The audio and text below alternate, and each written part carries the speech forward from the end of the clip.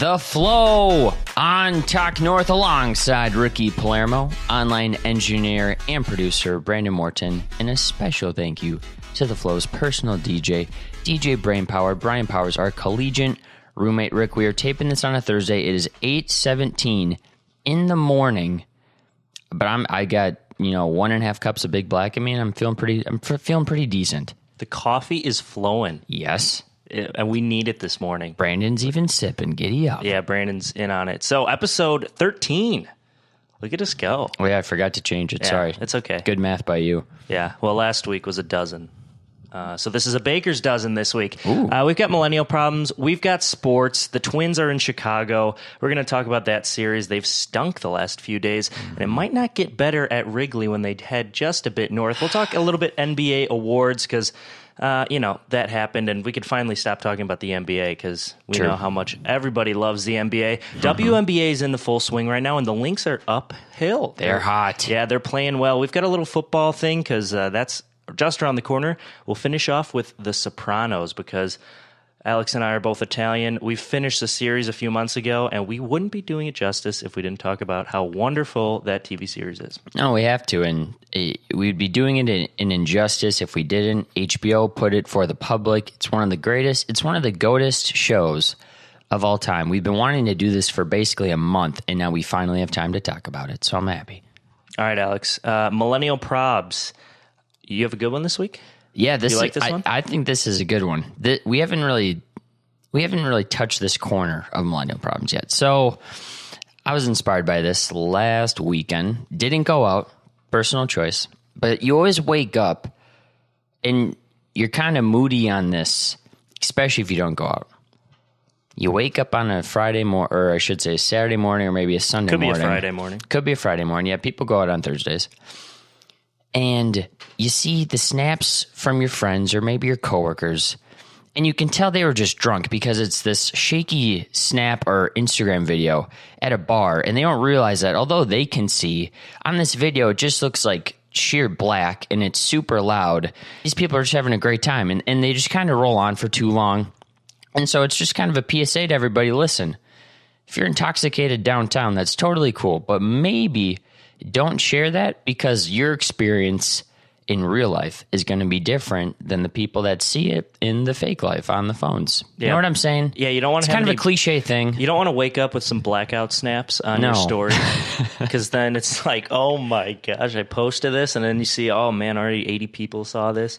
And it's funny. Not good. It's usually like a progression too, because at 5 o'clock it's like a cute snap of maybe a glass of wine on a dinner table, and then 7:30 it progresses to, oh, me and my friends are having a great time, and then by 9:30, 11, it's just downhill in the turn of the worst. Yeah, well, and the best is when people who don't snap that often, when you see this happen on their accounts, it's like, oh, wow, you're going out tonight because you never post on your story. And then all of a sudden it's like, wow, maybe there's a reason you don't post on your story that much because it got south very quickly. Well, so we're both pretty conservative social media people. Did you social medialize our night last night? We went to 2 bars.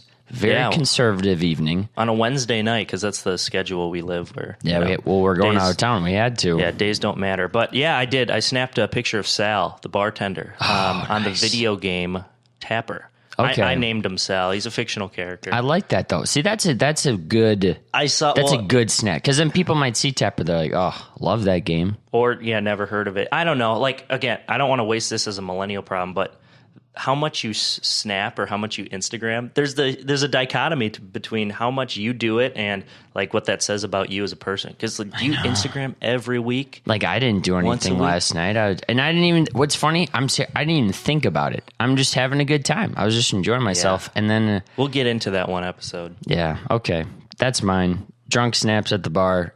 Rein yourself in. As you're pressing down the video button, just think about the potential consequences. And you don't know what someone might be yelling from 3 o'clock that could get you in trouble. So stay away.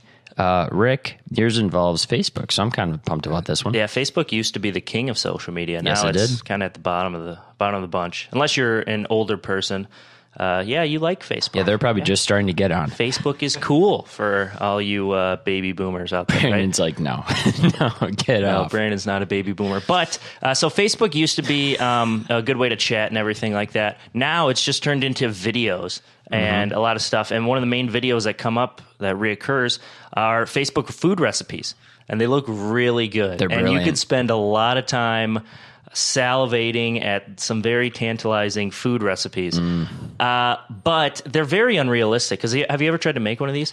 You're talking about the overhead videos where it basically is it shows you how to make quarter something cup fire of onions, boom, in puts 90 it in, seconds. 2 tablespoons of chili powder, boom. Yeah, those are garbage. It doesn't work. Very unrealistic. They all have way too nice of cameras. It's all done perfectly. Their food is pristine. Nothing has a blemish on it. And then if you try to make it, and you see the finished product and then your finished product afterward, you're like, oh man, I really messed that one up. I'm just laughing because I remember my ex-girlfriend, she used to always send me like these videos. She'd forward me these and she'd say, oh, this looks great, we should do this. And then she'd get mad at me because I'd never reply. She'd like, why don't you reply to these? And I'm just, you're never going to cook for me. You don't cook. Like, this is a great idea. But the practicality of this is zero. It is absolute zero. It's never going to turn out as good as it does on Facebook. So don't feel discouraged if your food recipe was just, I mean, it may taste just as good, but it's not going to look as good. No. And at the reality, how many people actually do those recipes? Because I've done a couple. Yeah. And there's always a step that's missing. You get to it, you're halfway in it, and you're saying to yourself, where did I mess up? Because this is not what the video looks like. The video's 20 seconds in. I've been doing this for 25 minutes. It just doesn't work out like that. Yeah. And then that kind of translates to social media in general. It's just, it looks a lot better on the internet. And then when you actually try to make it into real life, it's just not the same. No, I agree. And it's, again, I think you just have 2 different lives. You have your real life and then you have your persona life. And I think people just kind of have to accept that. And you control your image on both outlets. That's why I've been taking a bunch of, all of a sudden, really serious posts are a thing on, no, not those yet. I'm still sane enough to not hit the bottle too hard, Richie. I had to. Don't throw me under the bus like that. Okay, yeah, whatever I was talking about, I'm going to save that for next week because I've been storing up an ammunition of post bios as well in all different shapes. Yeah, we and tried forms. to learn. Might have to make a collage. We tried to learn what living your best life was last night. Oh my god, we heard it. Yeah. Well, just to piggyback on last week or 2 weeks ago, what is living your best life? Still don't know. May never know. Because a female that we what was her name? Lindsay. Don't say the last name. No, we'll keep it kosher. Yeah. So, because we saw four lady friends that I had from high school. I hadn't seen them in 4 years. So we stopped by and she goes, and we kind of went around the table, what are you guys doing? Because we're old, we work.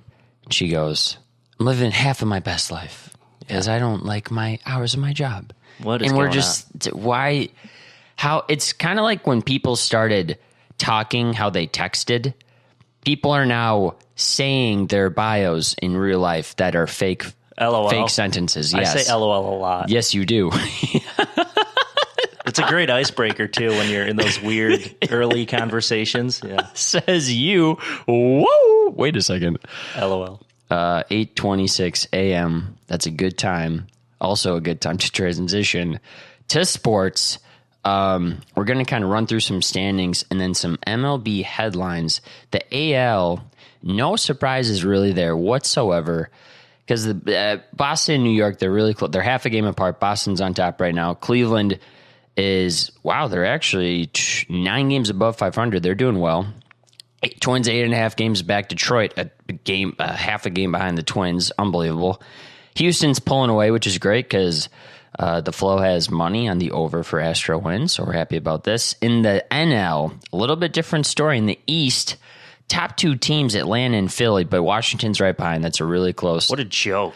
It is. Well, gosh. There was an article on The Ringer last week about how the AL Central has potential to go down as the worst division in history. So that's something, if you want to read that, sure.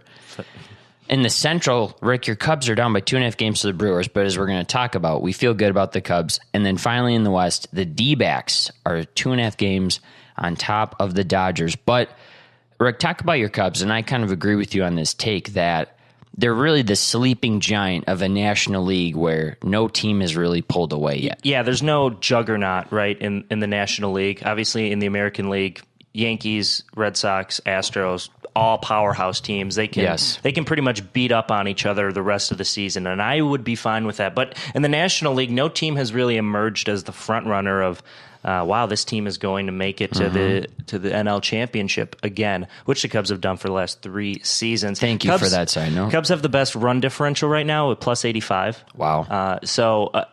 Other second place in the league, in the National League, Atlanta, the Braves. The plus Brew 70. Dogs fourth, which is intense. Yeah, Arizona third on that list, plus 60. So, I mean, really, when you look at it, no team is really projected what we thought at the beginning of the season, right? The Cubs have a slow start. Their offense, it's hit or miss. In their wins this season, they've scored 305 runs.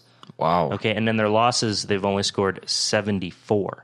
So really night and day, something to watch for. We're bringing this up because the Twins play the Cubs this weekend, which we will be at. But really, I mean, you look at the Cubs, they've got the postseason experience, which the Braves don't. No. The Phillies don't if they somehow make it. The Brewers don't. No. Washington really, they've never done but they anything haven't in the won postseason. anything. Yeah, exactly. They've had really good regular seasons, but it hasn't, transitioned into any momentum in the postseason. The one point I'll say to the public is that what Atlanta is doing, the ATL, is very similar to what the Cubs did when they kind of were a year early. That's where in 15. That's where the Braves are, because Sean Newcomb is a really good prospect. He's been remarkable this year. Fultonevich has a 2.14 ERA. He's former top prospect guy. Alves, Acuna, Soroka, Fried. They got a lot of young pitchers that they drafted really high, have really good stuff, and they're actually, producing good numbers in the MLB. And early in the season, Brandon McCarthy was doing solid for them, a veteran starting pitcher. He's kind of on a decline as of late, but they just need to put it together in all phases, which they will very soon. Yeah. I mean, Dansby Swanson's a great centerpiece for them. Number one overall pick, Yeah, which we'll talk about some interesting prospects and how they translate into reality. But yeah, just letting all the Cubs fans out there know it's okay. Just 2.5 really games behind small the Brewers. population, so probably not too much action there. That's okay though.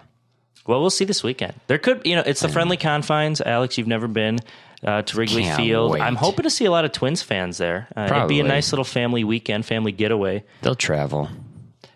Yeah. So some stats about the Cubs and Twins, because they have not played together in a long time. Talk about this. Last Twins pitcher to beat the Cubs, Phil Hughes. Your boy. Phil Hughes, my guy. He gone. The Twins beat the Cubs 7-2 on June 19th, 2015. That was the last. They had a 3-game series in Minnesota. Great stat. But the Cubs won the series. They won 2 out of 3, outscored the Twins 14-8. Since 2000 in head-to-head games, they've only played 18 games, and both teams have won half of those games. So that was interesting. Isn't that interesting? They've only played 18 games since 2000. Because I feel like interleague play used to be so much different than it was that 2-week stretch, right? And you just fit a bunch in, and you only really played maybe 3 or 4. I think you played a division. You played one division each year. So I don't know. That's insane. That's what they're doing now, but it's more frequently spread out. So everyone in the AL Central plays everyone from the NL Central. Yeah, and I liked how it used to be. I liked how it was just this 2-week barrage of interleague play, and you kind of knew what was going down. It's because now I don't even think about it really. You see an American League team playing an NL team. In my mind, I don't think, wait, this is bizarre. It's just kind of, it's just happening now, and I don't like that. Also to note, Twins are now 15-21 on the road. Cubs are 21-14 at home. Just to give you a little comparison. Not extremely good numbers for the Cubs, Frank. Just for how good, you know what I mean? Yeah, I would expect that to be maybe a little bit better. Yeah, it will get better this weekend, I think. The weather in April was awful, and there are some, early on in the season at home, tough to play in the cold. Yeah, not good. Maybe that anything blemishes the record tough. a little bit, but you wanted to talk. Will Twins get over 500? And I think that's a really